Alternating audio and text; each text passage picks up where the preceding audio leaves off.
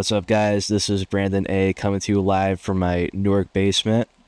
This is the first episode of the PlupCast, not copyrighted, by the way.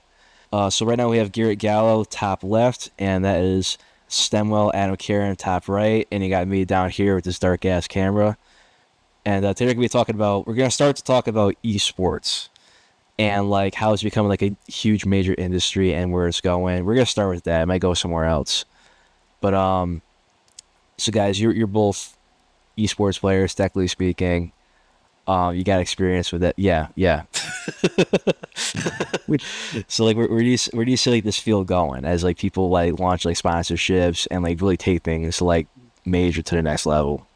Like, I think the industry is in a weird spot. I think a lot of organizations are like broke as shit, and I think a lot of it is because esports fans are like dirt cheap. Like people just want to turn on a Twitch stream and watch it for free, and like I feel like a lot of having problems with like finding revenue. And I think that's why we see a lot of teams like in League of Legends, like TSM eventually left, which was unthinkable years ago, right? Yeah. CLG just completely sold the organization. They shut down everything and just sold it to NRT, you know what I mean? So I think it's definitely in a weird spot. I don't think it's over. I just think they need to find monetization. Yeah. Well, continuing on to like you're talking about League of Legends, continuing with Riot, like Valorant, not letting the pro tier 1 teams, but their tier 2 team for Ascension, like a lot of teams just drop out because of how much money it is to upkeep a team. You have to house them, you pay for all their flights, you have to do all of this and everything, pay their salaries. And a lot of tier 2 teams, they can't get the big monetization, and that's where like a lot of people would be wanting their next shot at the big leagues. And like last year, they have, for how Valorant works, tier 1, you're just locked in. Tier 2 is you go through a whole entire like tournament throughout like it's playoffs throughout the entire year, like going through, and eventually make it to the Ascension tournament. And if you win that tournament, you can ascend and pay the fees, and you can get into the tier 1 scene. So it's like, I think forgot off of my head, but the last team to win that just completely dropped out. They just said they won, everything was all set, and they just never signed the paperwork. It was just too expensive, and the team just disbanded. So that was it. Like they wanted, they just did. They didn't have to leave. They didn't have to make it, because like most most teams and everything for esports, they have to be like subsidized by the parent company, like Riot Games, Blizzard, or anything else. Like, and that's even if like the companies choose to support the teams or the community too. Oh yeah, Nintendo. Yeah, Nintendo. Yeah. We know Melee. Yeah. Yeah. Even like going in more so, like I see a big influx of a way to keep like the scene going is people that are passionate about it, like streamers, like Moist Critical, Penguin Zero, Charlie, whatever you want to call him. He's been by teams in like esports left and right. He has Melee players on deck. He has Apex team. He has Valorant team. Does he have anything else at this point? I don't know. I think it's Ultimate technically, but that's just Yeah. And for context for the viewers, Nintendo's historically been at odds with the Super Smash Bros. Community. They've been known for shutting down. Very general term. Dude, I gotta start out polite, man. But like, so they've been known for like shutting down community projects, like shutting down like tournaments, like both in like North America and across the globe, due to like very liberal uses of like copyright. Like they just been like in general like at eye with their fans, and like there's also been lack of support both financially and just like in general for the Smash Ultimate scene, and like it's really like kind of like sapped out a lot of enthusiasm a lot of players have like for this game, which is okay. I'm gonna talk over you for just a second here. Go for it. Smash Ultimate scene, they're more willing to support the Smash Ultimate scene. They hate Melee. Oh, we just lost Garrett. Oh, no, he's back. No, they hate Melee. Smash Ultimate, they're fine with. They're really, They let them run their tournaments. They're not actively like supporting them, but they're not like Oh, we lost Garrett again. either. Melee though, they send cease and desist letters and everything else like that because they can't Garrett, you good? they can't make money off of Melee itself anymore because it's a terrible game. But they still care. They're like, oh, I haven't been able to collect revenue on this, but still, always want to play this game that's 20 years old that I'm not making any money off of. Go f*** yourself. But ultimately, more so like fine with. They haven't like given money and made like tournaments by themselves, but they haven't done really anything. No, because I thought they shut down like Ultimate at like tournaments like Evo and stuff. I thought they like shot that. Evo got bought by Sony. Yeah, Evo's not Nintendo. Evo is just a full-on like fighting game tournament. I mean, yeah, but like it was like Smash was still a big part of Evo, I think, because I have full experience with that. Also, like Evo itself has dropped Smash in the past. It's not like we were locked in. They get more. It's like a revolving door of like what games are in there. That's true. I also know like, oh sorry. I was thinking the sad thing about Smash too. I feel like Smash is like one of the easiest esports to try to monetize. Yeah. It's so easy to watch, right? Like, yeah. It's just two guys fighting each other, essentially, right? The games like League and Valorant, you have to know so much. It's insane. You either play the game, or you have to be a hardcore fan, which makes it harder to bring viewership. Yeah. Doing this. Why did you do that? Why did you do that? Why did you get here? Why did you do this? And like this champion gets nerfed, this champion gets added, and you just item it just gets ridiculous. But Smash is just like Donkey Kong hit Pikachu at red elf and go far away and then go ping. And it's so easy. It's so you have so many lives and you're like, oh, this person's up. It's also wicked accessible too. Like anyone can get into it. And that's the thing. And it makes it sad too, because I feel like with Smash, like I don't really follow Melee as much anymore, but it feels like we've left the peak of the Smash community where like the growth was gonna accelerate. I feel like that 2014 to 2020 era, like all Nintendo had to do was just leave us alone. Even if they helped, like it could have skyrocketed to a global phenomenon, in my opinion. Yeah. But, I mean, when you have 20 years of just shutting everything down, like eventually, like 5 people in Melee who can make a career out of it. Like 2 of those are Mango or Hungrybox, and those are just outliers. Like, and that could have been like a money playing Smash. You make money because becoming popular in the scene and being like money, being a streamer and given money by like the community itself, because the community of Smash has like been the one thing keeping it up. They're willing to for the love of the game that are going to give money to top players or get people to come out and everything like that. And they shouldn't have to rely on that, in my opinion. Like, it's just a grassroots, which is the problem, which is why we've seen so many tournaments shut down over the years. Where you have Shine shut down, Smash Summit, like Big House even, and now Big House is like a staple for us. And I feel like it's just like you just money away, and there's only so much money to shit away. Like Ludwig can only hold so many $200,000 tournaments, right? Right. There's only so many times you could do that. It's hard. Yeah. Because the problem is. Because it takes like so much resources, so much like time and like labor to even keep a tournament up for like 1 year. Nonetheless, like repeat like years after years after years, especially as like the attendance goes up. And like without the backing of like a company like Nintendo, Blizzard, whatever, you name it, it's just really difficult to like keep that up at like a community level. Especially if you're not making. We're not gonna say that the Smash community is perfect whatsoever. No community is, but Ultimate has been the Ultimate and Brawl community has had a lot of scandals to put it this slightest, but even in Melee, like it's the people running the tournaments been just have a totalitarian fucking hold on the entire scene. The TOs, the tournament organizers. Ooh, we could get into a topic on that, and it's one specific Smash player, but we'll say that for today. Jesus, man. That's a little bit too deep cut now.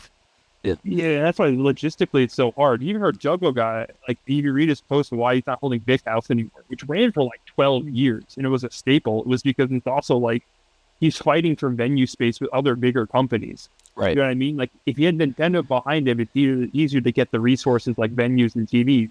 Yeah. But he's up against like automotive shows, like automobile shows. Like, exactly. And and raising the prices of it, and it's just like it just becomes very logistically almost impossible. Yeah, and like in a lot of big cities like New York City, like Los Angeles, Las Vegas, like you're really at like community esports events really at odds with like bigger conventions that go to those cities and with like more financial backing and stuff. And even like with other esports competitions with backing from companies like Blizzard and such. And it's like really difficult to like get these events in the doors most of the time. Nonetheless, like run them as like the week goes on. Yeah, I mean, look at the League World Championship. This year was held in like the LEC studio. It wasn't even held in a major venue. Yeah, it was like a warehouse pretty much, right? Like, Yeah, it was very. Compared to what it used to be, yeah, like Riot Event used to be like huge spectacles. like they would have like the Javits Center to themselves a lot of times, like in New York. And like now, even like getting warehouse space to hold these events is difficult too. Like in today in 2024. Dignitas sold their tier 2 teams so they can buy their tier 1 team coffee. I mean, this is It's Yeah. insane. Yeah. Like there's some like games and esports that are outliers in this that have their own way of doing things. Like Dota, like will give like what is it, skin to like have like a partial percentage of like all the skins that are bought throughout the year as prize pool money and like everything to run the actual tournament itself. They also have like the battle pass or something too that contributes to the prize pool. Like you Battle can buy a passes. battle pass that contribute to the prize. But that's like the company itself, like the parent company of the game, has to subsidize everything. Yeah. It's not Oh yeah. people being able to run their own events. Like if the three of us wanted to run an event, we'd either have to make it out of pocket or you have to get a sponsor. And sponsor deals are getting harder and harder because there's less money to be made by this like whole entire scene. Because most people that play video games for their life are broke. They're not allowed to buy this the sponsors goods. Like Yeah. they're not Yeah, really really, that much money. There's not really ROI on anything. Well, gaming is a very expensive hobby to begin with. Like, Oh yeah. yeah, I mean, even like selling merch or something, like, I mean, hardly any of these esports are able to make a profit off their own thing. Yeah. You know what I mean? or like think about the money that goes into like keeping like up to date like year after year, like all the hardware you got to purchase, like all the stuff you got to toss away and buy new stuff to like have stuff that's like fit to use and stuff that's like up to speed. It adds up. Like nonetheless, like think about like skins and battle passes and stuff where you get like most of them you got to pay like year after year or month after month, and that adds up real Right. quick. And if you're not the support of a company, out of your own wallet, that's a lot of cash that you might need for things like for rent and like food and stuff. They might not like you might have the ability to choose about. But I think like Thing for merch is like, but how many people are going to buy the merch for just their game yeah or like the whole entire spectrum of like what's going on in this competitive esport? yeah It's like playing with sports. You're not gonna just go and buy an MLB shirt. You're gonna buy like a Red Sox, a Yankees shirt, something Yeah. like that. So people are fans of a certain team, or if it's like a fighting game like Smash, they're a fan of a certain player. Like, you would get like C9 Mango merch that will sell out in what was it, half an hour? That Right. 2 hours, yeah. 2 hours that his like what was it, 10 years or 15-year anniversary thing? Yeah, Yeah. like a 10-year anniversary, like pack or whatever. Yeah, that Yeah. sold out in 2 hours because it's everyone loved it's name recognition. okay. They're fans of Mango. They're Yeah not gonna go and buy Smash and Splash 32 whatever or Yeah. then merch. They're not Yeah. gonna buy the tournament merch to actually subsidize the tournament. They're gonna go out and buy something for the Mangoes or Zanes or Cloud9s or Liquids. right. Like people aren't gonna spend like $60 on like a crappy T-shirt that they're just gonna throw in the drawer after like the event ends. Like when people want merch, they want stuff they're gonna be able to like wear year after year, like this high like good quality stuff, and like that people are gonna recognize when they see it, like on the street and stuff. You go and buy your Bruins shirt and you're Yeah. oh yeah, you're a Bruins fan. Like Yeah. you can go and wear that all the time.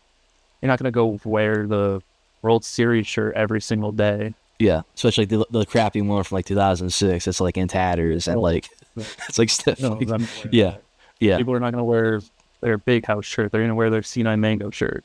yeah. But the thing is, like merch that like high quality merch that people are gonna wear day after day. Like that's also expensive. That's an investment, And like for a lot of these small time players, if they do invest in that merch, you can't predict people are going to buy something. Like that's like one of the hardest things, like marketing and stuff. And it really is a gamble. It's like a lot of players just don't go for it. At least that I've seen. Esports fans are like dirt cheap. Yeah. I'm saying they're kind of great, but it's also like the same thing. Like they're not. Yeah. They just want to turn on the Twitch stream for free. Yeah. And like it's not like the NFL. Like the NFL has a whole machine to it. You have ticket sales. Right. You have merch. You have the $30 beer or whatever. You have this whole machine of revenue. Esports, people just want to turn on the YouTube stream for free, and they're right. Esports aren't getting anything. So it's just like, where's the money coming from? Yeah. Like, it's like a lot of fans they'll go to the venue and everything, but that's such a small percentage. You'll get hundreds of thousands of people in the Twitch stream. Right. You get some from the ad revenue, but like barely. It's like penny drops in a bucket compared to like how much you fled by running this tournament. Yeah, like even for like major sports teams like the NFL, like how many fans do you get in the stadium versus how many of those fans watching TV around the country, like not even in like the area you're in. But the fans, the thing is that's on TV, so they have brand deals and everything else. Broadcasting deals. Yeah, broadcasting deals, so they actually get money off of that. But it's not the same thing for esports because it's on Twitch. That's just a free service. Yeah, that anyone can log into, and also too like. It's a dilemma because like fans want you to provide like high quality stuff like merch, whatever it is, but they're also stingy. Like they want to see you provide these things, but they don't want to actually buy these things, and that's like it's like a lose situation for a lot of people. Like like if you don't provide these things, not that they're cheap. Yeah, I will say that you said it too. Like he was like, I don't want to invest in esports. I'm looking at it and it's like, where am I getting my money from? Exactly. Like where does it come? It's like what do you people want from me, man? Like, I will say that I think like a new route that's like kind of growing is like esports in schools, like colleges. Like I know like here in like New Jersey, like a lot of colleges like Seton Hall, Rutgers, NJIT, Montclair State, they're actually providing funding for their esports teams. Like it started with like mainstream things like World of Warcraft and like Valorant, and now it's branching out to smaller things like against Super Smash Brothers, Overwatch. I think CNL even has like a Rocket League team that, and some of these teams like they're not just like they go on for community efforts to like having like sponsorships and like deals with conferences in the NCAA, like the Big East, like Big Ten, like they're collegiate level programs, like they're considered like athletes, like they are like basketball players, and there's also like the whole entire thing. It's like not every sports team is going to make your school money. It's more brand recognition and everything like that. Yeah. Because every school wants a football program. Right. Well, it's just made for monetization. You have so many breaks and you have so many like downtimes for ad breaks and everything else that you can do and actually monetize it. But like esports, the amount of time that you can actually like get viewer retention and also breaks is so little because it's round after round. For Valorant, it's just you have 30 seconds between a round, but you're going over what happened on the round right before, and it's going on until eventually the next game starts. But like, there's such a big difference in time between the games that people just walk away and they'll come back when they get into the actual like next game starting. Yeah, and like I know like Smash, like it's usually best out of 3, so first 2 wins, and then once you get like top 8, it's best out of 5. And you go through that series, and people will watch that whole entire match and the entire time, and there's like no breaks in between it. It's just nonstop action, so you can't have like ad breaks in the middle of it. But then setting up the next game, people just go, I'm just gonna go on Twitter or something. Yeah, the base engine. Yeah, I know. Like sorry, you can go, Garrett. Yeah, I don't think something about the collegiate thing. I think also the problem, like look at this from a league perspective. The problem is that like. I don't think the collegiate scene is going to help the actual pro scene as much as people think because we're not really well connected. It's not going to on league. Like I'm sure there's other esports, but no one wants a 23-year-old rookie. They want some 16-year-old kid who wants to drop out of high school. Yeah, like you know what I mean. Like you look at every great league player, like Uzi dropped out of high school at 16. Faker won World at 16. You know what I mean? They want a 23-year-old. Yes, you know what I mean? Which just makes them depressed. It's just like it's the longevity of like a esports player is so much less than like anything else for like a actual professional athlete. Like you have people playing to their 40s now for like their professional athletes. Most people are washed by the time they're 23. Yeah, in esports. they're And just what- completely washed. Their reaction times just so much less, but it's still such a huge deal at that point. Like one of the Valorant's like goats of the game, it was Tens retired after this last season from Valorant because he's just not at his peak anymore, and he just lost all drive in the game. Right. He was younger than us. He was like 23, 24. Yeah, so Yeah. like that's a problem. Like the collegiate scene, like I could see it for like my high school. If you want to develop some people for college, I mean, it'd be Yeah. better for just playing competitive for your own sake. It wouldn't be actually going pro. I mean, maybe there's like this one guy who picked it up at 20 and he can still make it, right? But like I feel like Yeah. most people, by the time you're like 27, 28, like these are esports. I mean, You're done. That's it. You're like Mango, like we were talking about Mango. Mango is ancient. He's such an outlier in the esports community. What is he, almost 30 now? Yeah, I mean, even Yeah. look at Def in League. I mean, that's 27. He's watched as hell. Yes. It's insane that like the craziest thing about Mango is that he's doing it for so long. Right. Like people 15 years, yeah. they And, like, they just completely bottom out once they hit 25. Yeah. usually. And like even for like collegiate, like esports athletes, you want to say like they're not seeking to go pro. Like at least like most of the ones I've seen. Like they're like they do it while they're studying for, like they perform these programs while they're studying for their degrees, and then once they graduate, it's probably like the last time they ever touch these games like professionally. Like there is no path to like pro that there is like for like basketball athletes where you can like start out in like a college program and maybe go to the NBA or WNBA. Like once you graduate, like what do you do? Like that's like the dilemma a lot of players face. Like, Yeah, I mean, that's why a lot of teams in Korea and China have academy programs, right. right? I mean, instead of going to college, like their collegiate programs have their academy programs. I mean, you Right. see these kids, like, Perfect or Lucid, like, oh, they're 19-year-old rookies.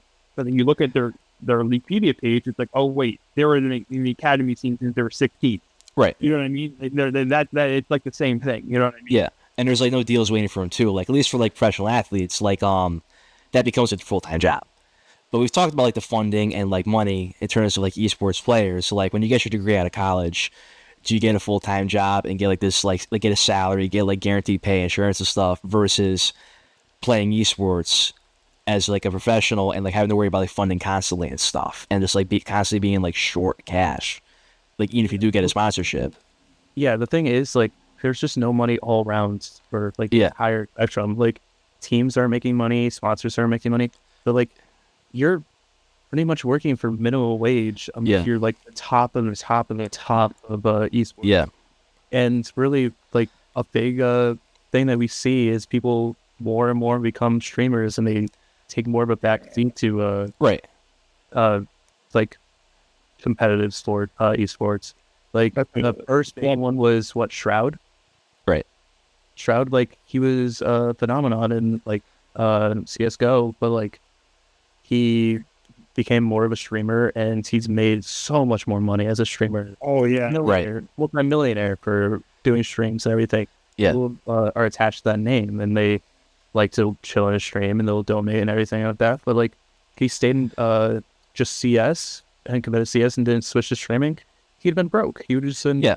he would have been washed in like a year or two, and he'd be looking for an actual job with like barely any skills, because you're to be at the top of esports, you have to put in 12 hours a day of grinding out techniques or anything Right. else that you have to do for their own sort of thing. It's a full-time job. All right, y'all. So I think that's going to wrap it up for today's PlupCast. I'm Brandon A, coming to you live from beautiful Newark, New Jersey. You got Gary Gallo, Anna Karen, Stemwell, and we will see you guys next time.